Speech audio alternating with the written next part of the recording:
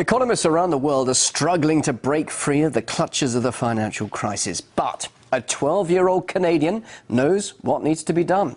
Victoria Grant took the internet by storm overnight after a video of her slamming Canada's banks for robbing the people went viral. What I have discovered is the banks and the government have colluded to financially enslave the people of Canada. When a bank gives you a mortgage, which literally means a death pledge or a loan, they don't actually give you money.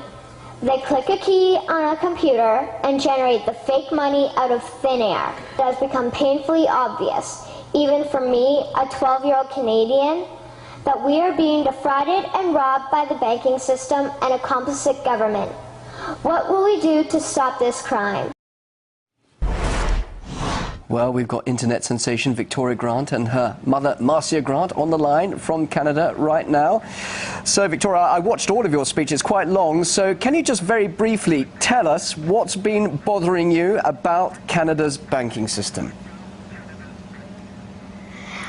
Well, what's been bothering me is that our government has been borrowing money from private banks and putting us into debt, and they're not doing anything about this. So they're just standing by and watching the private banks make us pay compounded interest.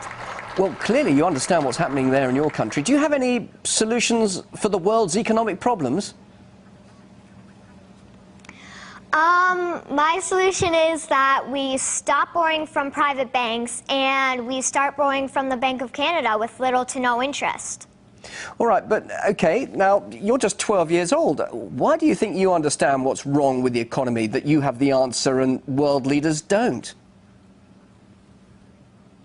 Well, I've been researching and watching documentaries and like reading books, and it's not that hard to understand once you start researching.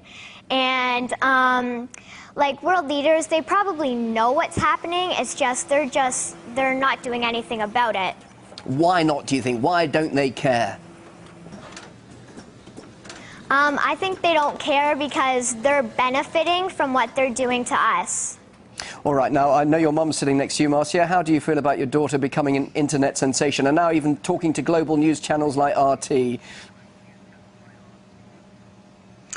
Well, it's been quite exciting. We never knew when this project started what would happen with this. We didn't actually dream that this would happen, but it's exciting. It's exciting that we're getting people talking and doing their own research. Whether they agree or disagree, they're at least listening and exploring.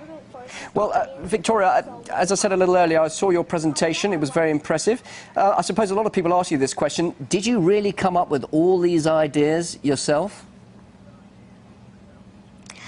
Me and my dad have been watching documentaries, so I'd be taking notes, and then, you know, like we'd write it down, and then we put it into my speech. So this is the sort of thing you've been discussing. Like we both worked on it. So you've been discussing this with your dad, and clearly it's something that has really taken your interest by storm. And you feel that you definitely have a message to tell not just people of your generation, of your age, but the whole of the world, from what you're understanding now.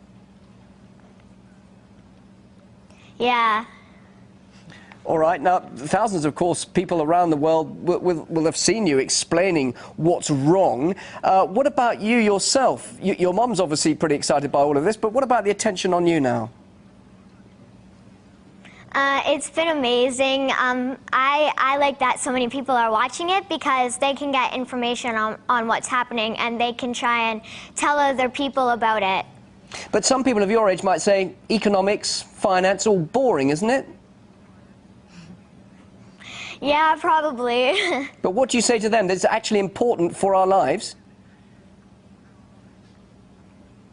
Well, it's important because if something really bad happens, you know, like we could grow up like living with just like one meal a day if this keeps getting worse.